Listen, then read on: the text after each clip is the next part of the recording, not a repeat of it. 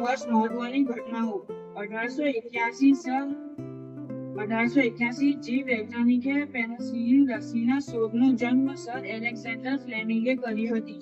1925 ભારતીય રાષ્ટ્રીય કોંગ્રેસ વાર્ષિક નેતા સુરેન્દ્રનાથ બેનર્જીનું અવસાન. 1939 ગુજરાતી કવિ, વાર્તાકાર, સંપાદક અને પત્રકાર ચંદ્રકાંત મહેતાનો જન્મ. 1940 એસ્ટોનિયા સોવિયેત યુનિયનનો ભાગ બન્યું. 1945 તૃતીય વિશ્વયુદ્ધ 6 ઓગસ્ટ 1945ના દિવસે યુનાઇટેડ સ્ટેટ્સે જાપાનના હિરોશીમા શહેર પર લિટલ બોમ્બ નામનો અણુબોમ્બ ફેંક્યો. 1962 જમૈકા યુનાઇટેડ કિંગડમથી સ્વતંત્ર બન્યું.